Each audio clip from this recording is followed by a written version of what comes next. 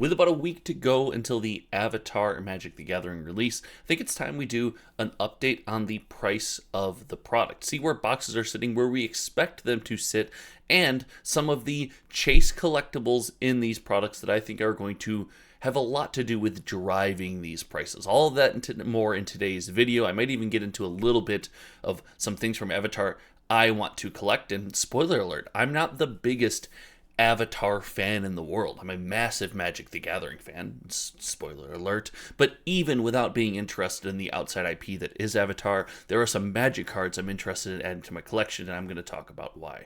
So let's get into this, and if you like content like this, make sure you hit the subscribe button down below and like this video, because both of those actions help a small channel like mine more than you can possibly imagine. If you want to go above and beyond, join the channel membership. It helps support everything I do here, keep the lights on, and a big shout out to all of the channel members that currently support Hometown TCG. Let's dive in.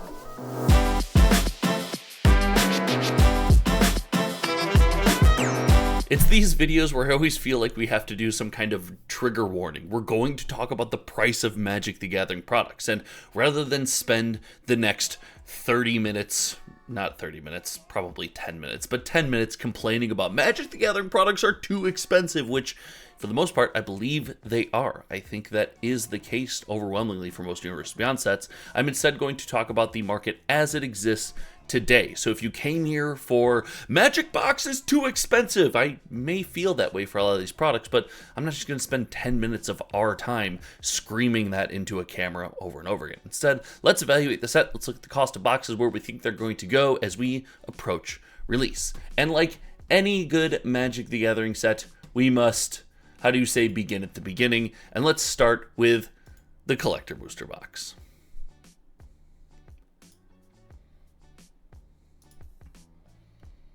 Here it is, the Collector Booster Box, and while the Collector Booster Box is not the only sign of success of a product, it is not even the first and foremost or most popular product that will be left for the Play Booster Box. It is always, in my opinion, in today's day and age, important to follow the price of this product. And we see the price of the Collector Booster Box trickling upwards as we approach pre-release and eventually official release. This was in the $500. We have upgraded to $613 as we have kind of settled into that just above $600 point. As we see here, there's a ton available at that price, and this log jam is why I often believe that we are in an ecosystem where this product is going to act like a normal Magic the Gathering release. Heck, looking over the last 1 month, the average daily sold is 43. So as we approach release, we can see the average daily sold increasing drastically. We're getting more and more products, and because of that, we're going to get more and more listed, more and more in the hands of stores and people selling these online, and therefore the price generally trickles down. And that's normally the sign of a healthy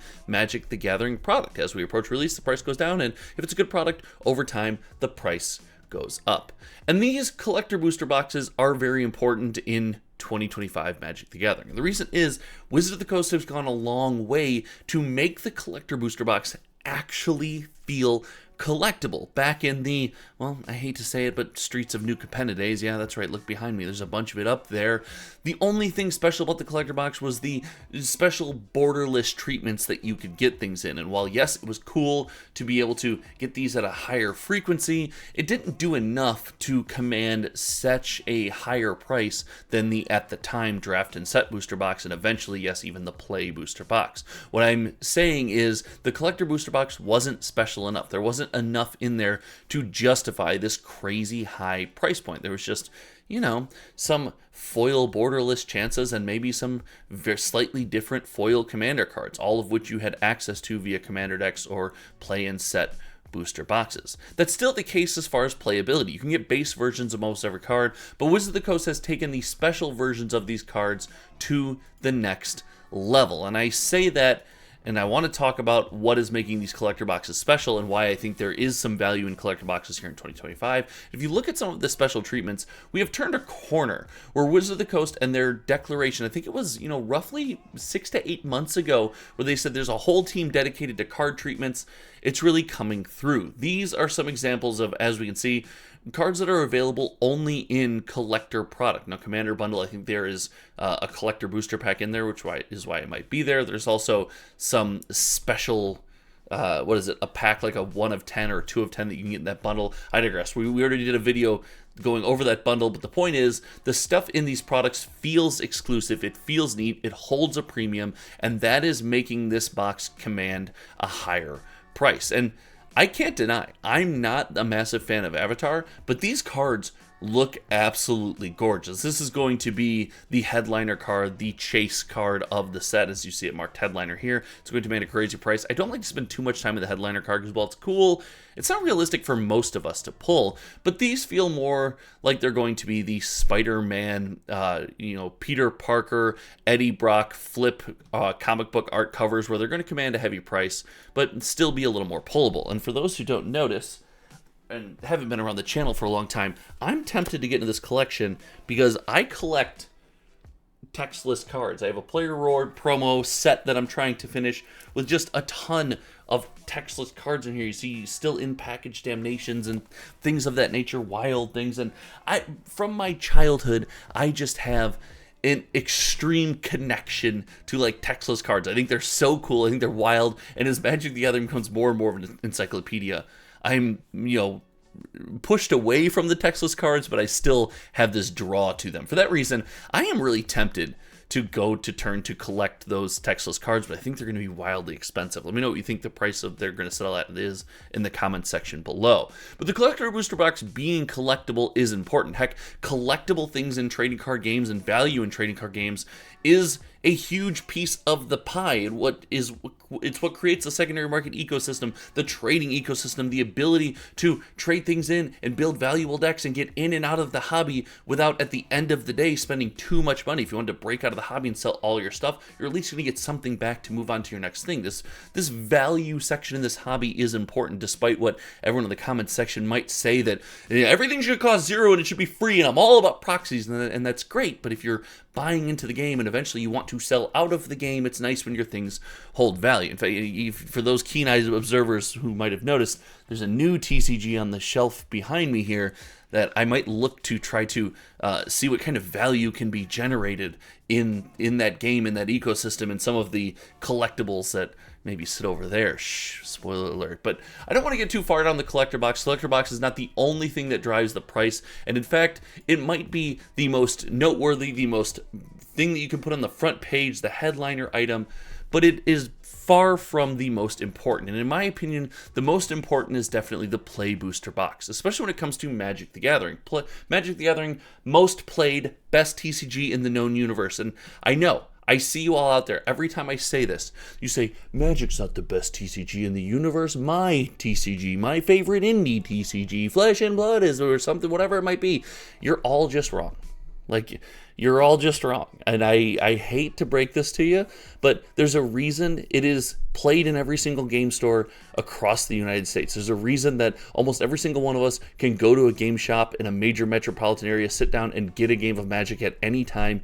There's a reason that it sells so many boxes. There's a reason that there's so much content and so many people involved in playing it. It's because it's just the best TCG. And I'm sorry about that. And that's okay. There's space for other TCGs, but one's got to be the best, and it's clearly Magic. And in that same vein, the Magic the Gathering Play Booster Box is the most important product in the sense that it gives the community, gives fans and people like us what we need most, the ability to sit down and play Magic. Now, Spider-Man had an extremely weak limited format, and with the lack of commander decks in both products, the limited format, in my opinion, becomes more important. Fewer and fewer people are going to be able to turn to the idea of a set-aside pre-con and play Spider-Man, play Avatar, whatever it might be, whatever your jam is, whatever release we're going through. And for this reason, we need play booster boxes. We see the price on these has crept up as we've seen some of the cards in the set, which is known to do. But I expect the play booster box to do the exact same thing the collector booster box does, in my opinion, which is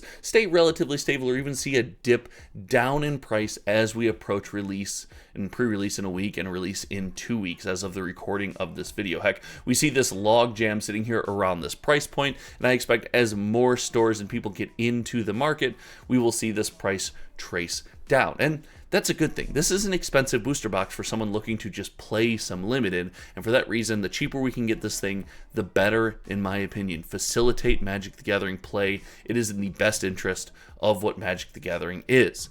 And this, in my opinion, is not. I still don't like this product. We're missing Commander Decks with this Commander bundle, but it is worth noting it's a popular product. People are chasing it down. Every time it goes up for pre-sale, it does sell out very quickly, and the price is trending in the exact direction we would expect approaching pre-release. And that's totally okay. Like I said, this is a healthy ecosystem. We are coming out of this blur, this I listened to this like swirl, this haze of every product's going to come out, it's just going to go up in value. Like, no, there's a normal flow to these things. Product is popular, we approach release, prices go down, time goes on, prices go up. It's a normal path for almost all Magic the Gathering products, and frankly almost all trading card game products. And we broke that mold for the last 18 months, almost 2 years now. And it's nice to see things participating in what I see as a healthy model once again. Now, you could argue, is that the start of a crash?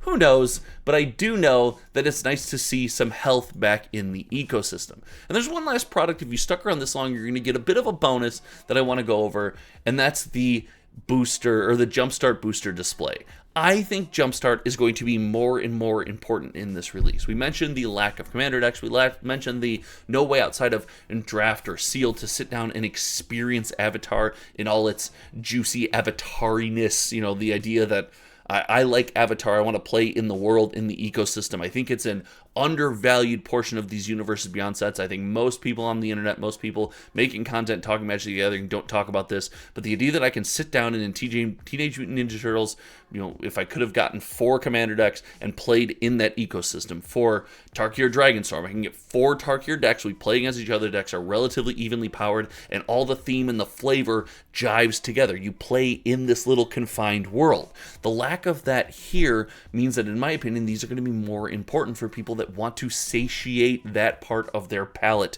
This is going to be a ton of fun, and as the price on this comes down, I get happier and happier. Buying one of these, sleeving up all the decks, keeping it as a cube style, hey, roll your dice, pick 2, we're jamming together, we're playing 30 minutes of Magic really quick, is super valuable. I think this product is undervalued from a point of what it does for you and your play group and people who want to just experience Avatar and Magic the Gathering in the ecosystem and bubble that it was built in. This would be a product to buy. Hey, I'm going to buy one product for replayability, kind of like a board game night thing where I can sleeve the decks up afterwards. This would be my board game replayability. Snag this product and play it over and over again with your friends. I think this product is, it's cheap for what it can do for you from a playability standpoint. That is not a buy this, hold it, and it's going to go up in value. No, that is a buy this, crack it with your friends, and play some Magic the Gathering.